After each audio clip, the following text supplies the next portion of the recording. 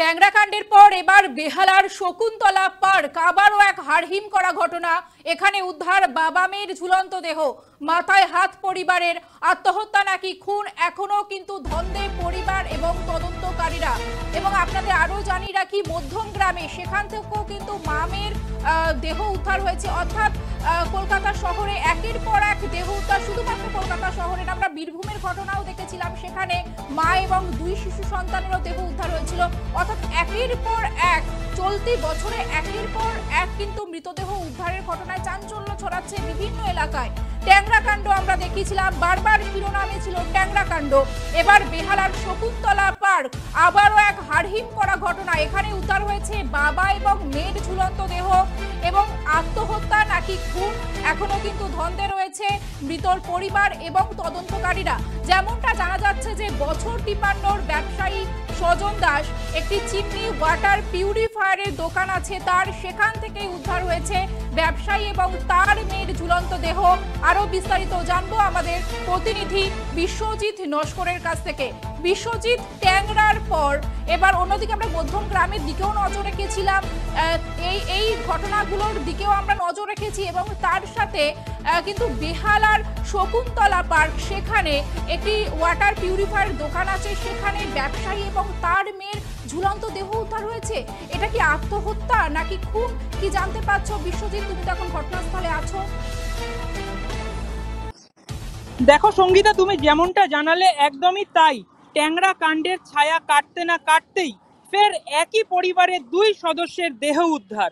বাবা ও মেয়ের মৃত্যু ঘিরে রহস্য দানা বাঁধছে। অটিজমে আক্রান্ত মেয়ের সঙ্গে বাড়ি থেকে বেরিয়েছিলেন বাবা, বাড়িতে ছিলেন মা। কথা ছিল মেয়েকে ডাক্তার দেখিয়ে বাড়ি ফিরবেন বাবা।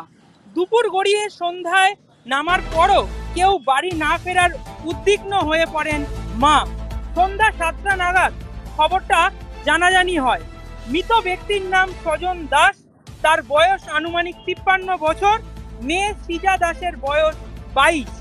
তাদের বাড়ি দক্ষিণ 24 পরগনার মহেশতলা থানার নুঙ্গি এলাকায়। শকুন্তলা পার্কে ছিল স্বজন দাসের অফিস, চিমনি ফিল্টারের ব্যবসা ছিল তার। সেই অফিস থেকেই শুক্রবার উদ্ধার হয়েছে দুজনের দেহ। দুপুর 1টা নাগাদ তারা বাড়ি থেকে বেরিয়েছিলেন বলে জানা গিয়েছে। বাবা ও মেয়ে দীর্ঘক্ষণ বাড়ি না ফেরায় চিন্তিত হয়ে পড়েন স্বজনবাবুর স্ত্রী। পরিবারের সদস্যদের ফোন করতে থাকেন তিনি। এরপর গতকাল সন্ধ্যা 7টা নাগাদ স্বজন দাসের এক বন্ধু শকুন্তলা পার্কের অফিসে গিয়ে দেখেন বাবা ও মেয়ের ঝুলন্ত দেহ। ফ্যানের হুকে আটকানো ছিল দড়ির দুই প্রান্ত। আত্মহত্যা নাকি খুন, গোটা ঘটনা খতিয়ে দেখছে কর্ণশ্রী থানার পুলিশ। রাতেই ঘটনাস্থলে যায় লালবাজারের একটি টিম। সঙ্গীতা, যেমনটা জানা গিয়েছে, মেয়ে সৃজা ছোট থেকেই অটিজমে আক্রান্ত ছিলেন। বহু জায়গায় চিকিৎসা করেও কোনো সুফল পাওয়া যায়নি। রাজ্যের বাইরেও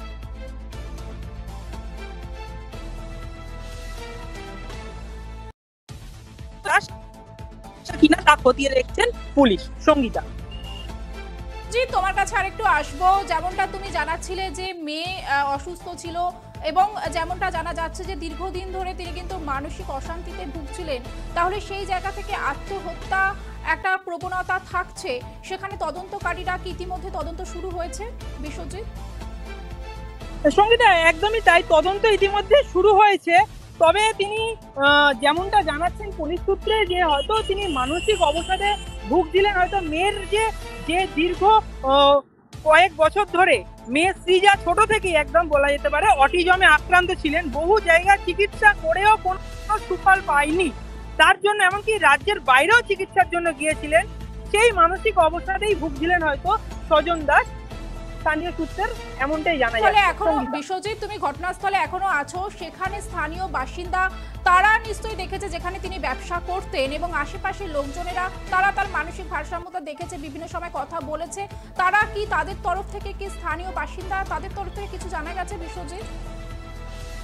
হ্যাঁ সঙ্গীতা, তারা যেমনটা জানাচ্ছে যে এলাকায় খুব সচ্ছলদ ব্যক্তি ছিলেন এবং সবার সঙ্গে খুবই ভালোভাবেই মিশতেন। কিন্তু তিনি যে এই রকম ভাবে দুজনে বাবা এবং যে মেয়ের যে আত্মহত্যা, তিনি কি আগে কি তিনি আত্মহত্যা করেছেন নাকি তিনি মেয়েকে শ্বাসরোধ করে খুন করে মেয়েকে ঝুলিয়ে দিয়ে তারপরে তিনি আত্মহত্যা করেছেন, সেই নিয়ে একটা উঠছে প্রশ্ন। সঙ্গীতা। একদমই বিশ্বজিৎ, ধন্যবাদ তোমায়। অর্থাৎ ডিপ্রেশনের কারণে কি মেয়েকে খুন করে আত্মহত্যা করলেন বাবা, নাকি অন্য কোনো কারণ, তাদেরকে কি খুন করা হয়েছে তা খতিয়ে দেখছে পর্ণশ্রী থানার পুলিশ।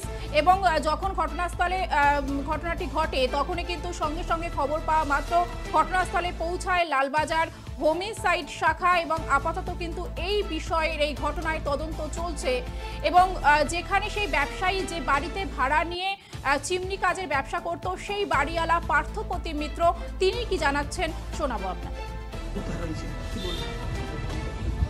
কিছু বলার নেই এখানে, মানে আপনি যে প্রশ্নটা করতে চাইছেন যে কি কারণে হলো বা কেন হলো, কোনো প্রশ্নের উত্তর আমাদের কাছে নেই।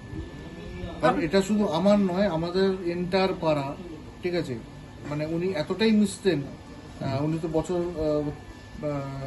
3 উনি আমাদের বাড়িতে ভাড়া আছেন অফিস নিয়ে, তো সবার সাথে উনি হাসি খুশি ভাবেই মিশতেন, সবার সাথেই কথা বলতেন, সবকিছু। কালকে তো বাড়ি থেকে 1টা নাগাদ বেরিয়েছিল নুঙ্গির বাড়ি থেকে, তারপরে আর বাড়ি ফেরেননি। কখন জানতে পারলেন যে ঘরের মধ্যে? দেখুন, ওই আপনি যে টাইমটা বলছেন সেই টাইমে আমি ছিলাম না, ওই টাইমে আমি অফিসে ছিলাম। আমার কাছে খবর আছে রাত্রি 8টায়, ঠিক আছে। এবার আমার অফিস হচ্ছে আপনার সেক্টর 5-এ, এবার সেখান থেকে আসতে তো ন্যাচারালি টাইম লাগবে। ও যতক্ষণ আমি ঢুকেছি তখন রাত্রি প্রায় 9:30, তো 9:30 পর যখন আমি এসছি তখন কত হয়ে যেত, তখন পুলিশ ছিল, আমাদের লোকাল থানা পর্ণশ্রী থানার আধিকারিকরা ছিলেন, অফিসাররা ছিলেন এখানে, ওনারা ওনাদের মতন কাজ করছিলেন। যে মেয়েটি ছিল অটিজমের শিকার শোনা যাচ্ছে, সেই কারণেই কি এরকম? দেখুন, সেটা হয়লো, মানে হয়তো হতেও পারে যে উনি ভুগছিলেন, সেটা হতাশায় ভুগছিলেন বলে, কিন্তু সেটা কোনোদিন আমাদের সামনে কিন্তু আমরা সেটা বুঝতেও পারি বা ওটা সেটা বুঝতেও দেয় না। যেমনটা শোনাচ্ছিলাম, বছর 53 ব্যবসায়ী স্বজন দাস চিমনি ওয়াটার পিউরিফায়ারের ব্যবসা করতেন। তিনি একটি বাড়ি ভাড়া নিয়ে ব্যবসা করতেন, সেই বাড়িওয়ালার বক্তব্য আপনাদের শোনালাম।